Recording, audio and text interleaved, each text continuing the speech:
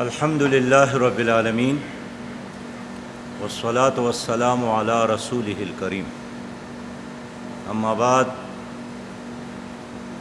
میرے بہت ہی عزیز صحابی بھائیوں، السلام علیکم ورحمۃ اللہ وبرکاتہ۔ رمضان المبارک اور عید الفطر کے بعد ہماری آپ کے ساتھ یہ ایک باقاعدہ ملاقات ہو رہی ہے،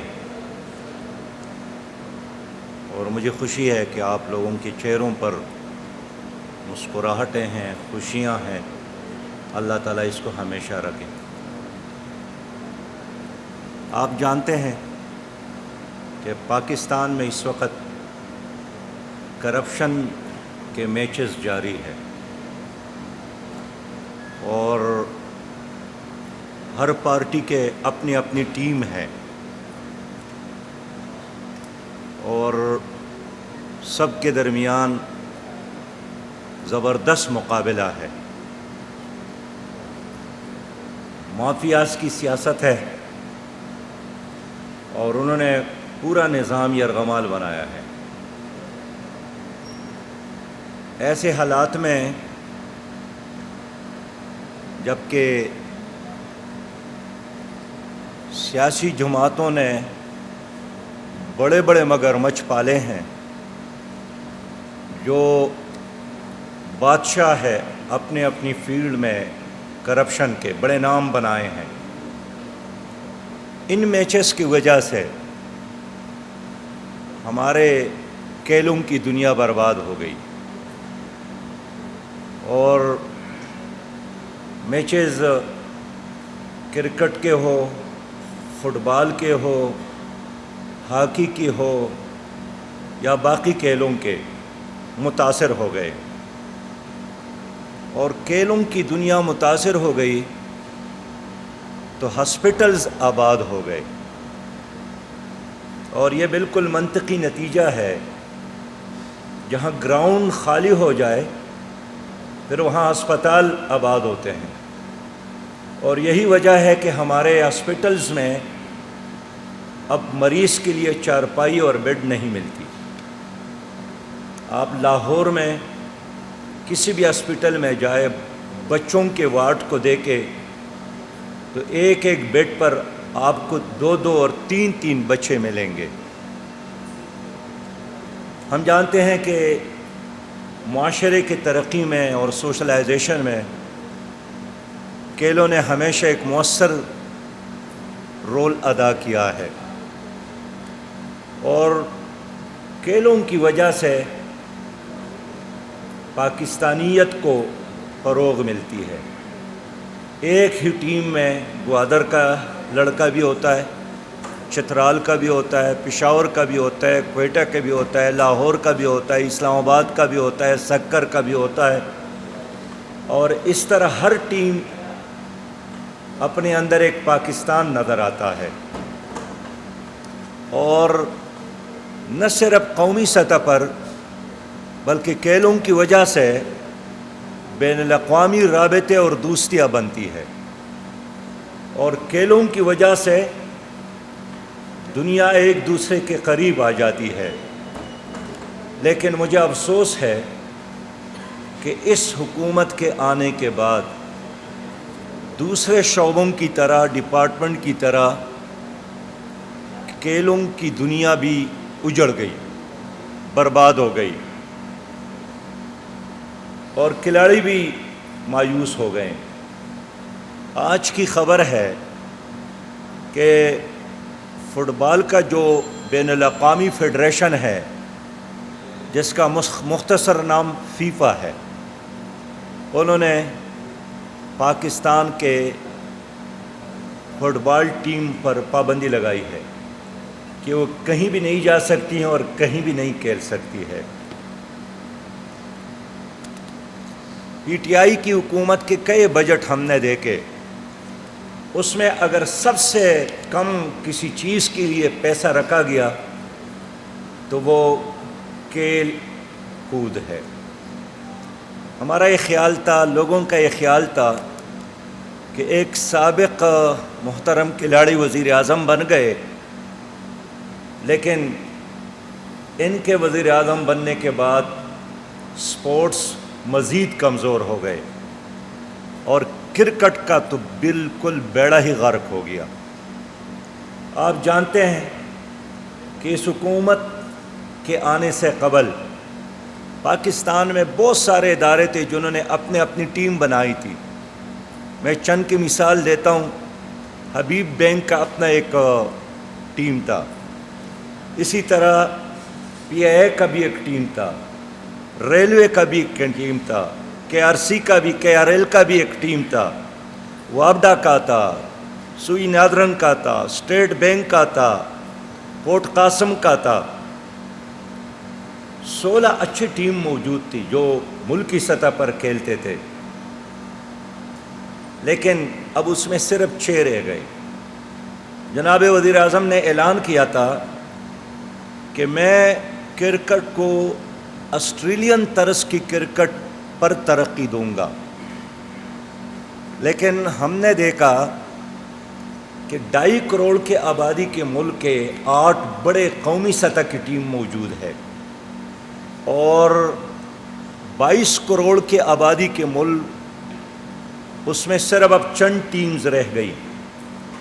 یہ جتنے بھی ادارے تھے یہ اپنے ٹیم رکھتے تھیں اور ان کو اچھے تنخواہیں بھی دیتی تھیں۔ اب وہ تنخواہیں بھی نہیں ملتی ہے، روزگار بھی ختم ہوا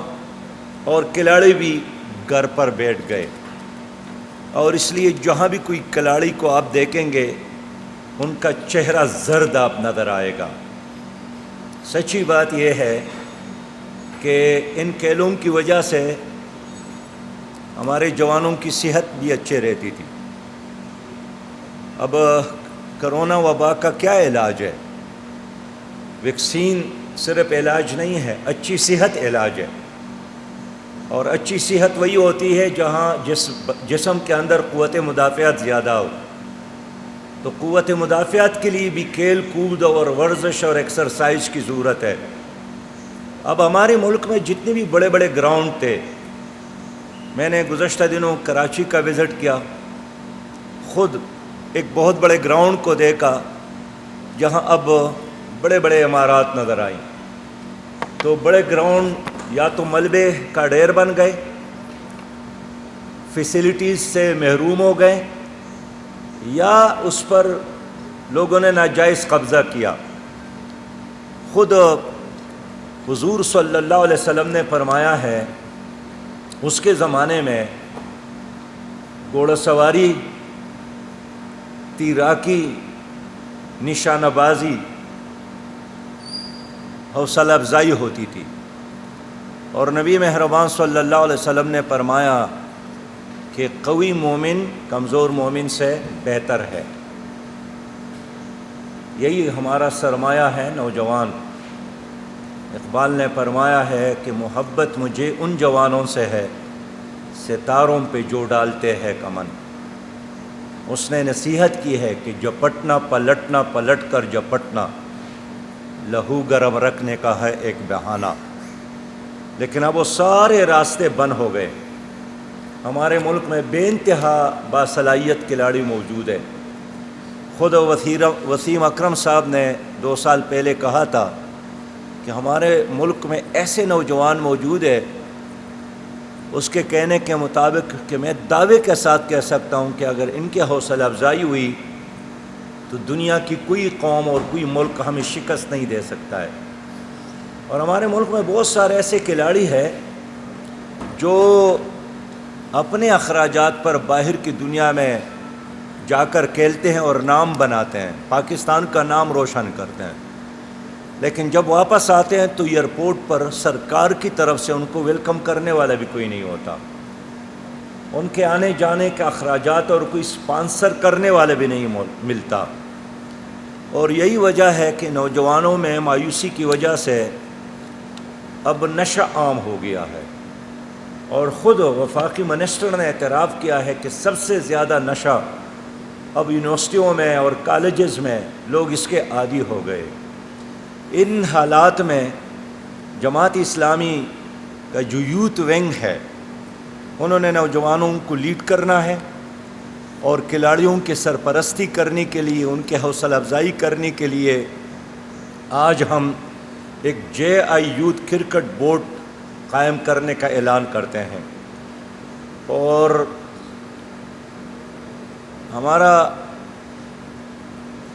ہماری کوشش ہے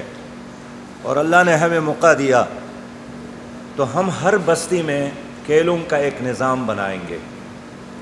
اور ہماری خواہش ہوگی کہ ہر ضلع میں ایک کھیلوں کا مثالی اکیڈمی ہو، اور ہماری کوشش ہوگی کہ ہر بستی میں تمام فیسلٹیز کا حامل گراؤنڈ موجود ہو، اور ہماری خواہش ہوگی کہ صرف لڑکوں کے لیے نہیں بلکہ بچوں کے لیے پردے کے ساتھ اور ہماری تہذیب کے اندر ان کے لیے بھی ایک انتظام ہو۔ میں اس لیے آج آپ کے سامنے اعلان کر کے خوشی محسوس کرتا ہوں کہ ہم JI یوتھ کرکٹ بورڈ قائم کر رہے ہیں، اور جناب ملک نصر صاحب کو اس کا چیئرمین مقرر کر رہے ہیں۔ ملک نصر صاحب کرکٹ کی دنیا کا ایک جانا پہچانا نام ہے۔ انہوں نے ایک طویل عرصے سے بہت سارے کھلاڑیوں کی تربیت کی ہے، اور پاک لائنز انٹرنیشنل کرکٹ اکیڈمی کا خود بانی ہے، اور میرے علم کے مطابق خود دور دراز سے بچوں کو لا کر، غریب بچوں کو لا کر انہوں نے ان کی تربیت کی ہے، ان کی سرپرستی کی ہے، اور ان کے اکیڈمی کی کئی بچے اب ملکی اور بین الاقوامی ٹیموں میں ہمیں نظر آتے ہیں۔ مجھے خوشی ہے کہ JI یوتھ کرکٹ بورڈ نے ایک JI یوتھ کرکٹ لیگ کا اعلان کیا ہے، اور اس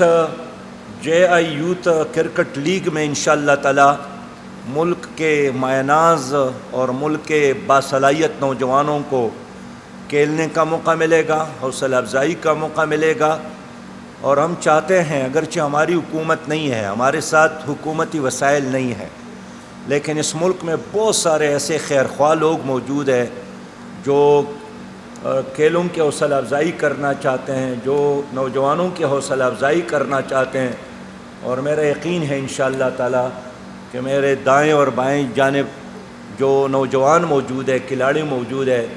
یہی چراغ آپ کو نظر آئیں گے جن کی وجہ سے دنیا روشن ہوگی، جن کی وجہ سے پاکستان کا نام روشن ہوگا۔ اور میں امید رکھتا ہوں انشاءاللہ تعالی کہ ملک نصر صاحب پر جو اعتماد ہم نے کیا ہے، بلکہ قوم کی طرف سے وہ ضرور ہمارے اس اعتماد پر پورا اتریں گے۔ اور یہ تو آپ کے علم میں ہے کہ یہودیوں کے مقابلے میں جن لوگوں نے بڑا کردار ادا کیا وہ بھی فلسطینی نوجوان ہیں، اور ہمارے غزہ کے دوستوں نے وہاں کھیلوں کے دنیا میں ایسے مجاہد اور ایسے نوجوان تیار کیے جنہوں نے دنیا کی بڑی طاقت کو، جن کی پشت پر امریکہ ہے، اس کو چیلنج کیا ہے، اور یہی نوجوان ہیں جنہوں نے کابل شہر کو سپر طاقتوں کے لیے قبرستان بنایا، اور یہی نوجوان ہیں جو سری نگر میں نظر آ رہے ہیں۔ اس لیے اگر نوجوانوں کو منزل دیا جائے، نوجوانوں کو ٹریک پہ ڈالا جائے، نوجوانوں کی حوصلہ افزائی کی جائے، تو یہ انشاءاللہ تعالی ستاروں پر کمن ڈال سکتے ہیں۔ یہ ہمارے شاہین ہیں، یہ ہمارے شیر ہے، یہ حالات کا مقابلہ کر سکتے ہیں۔ اسی حوالے سے انشاءاللہ تعالی 30 تاریخ کو پشاور میں، جیسا کہ آپ کے علم میں ہے، فلسطین کی حمایت میں ایک فلسطین مارچ ہم کر رہے ہیں، اور میں امید رکھتا ہوں انشاءاللہ کہ جس طرح کراچی اور اسلام آباد میں بڑے بڑے فلسطین مارچز ہو گئے، جس نے ساری دنیا کو اپنی طرف متوجہ کیا ہے، جس نے فلسطینی مجاہدین کو ایک نیا حوصلہ دیا ہے، انشاءاللہ تعالی 30 مئی کا یہ مارچ یہ خیبر پختونخوا کی تاریخ کا سب سے بڑا اور عظیم مارچ ہوگا۔ میں اس وقت چٹا PSL ہو رہا ہے دبئی میں ان کو بھی خوش آمدید کہتا ہوں، اور مجھے خوشی ہوگی کہ آئندہ یہ پاکستان ہی میں منعقد ہو جائے۔ پاکستان کے لیے اور ہم سب کے لیے اعزاز کی بات ہوگی۔ بہت شکریہ۔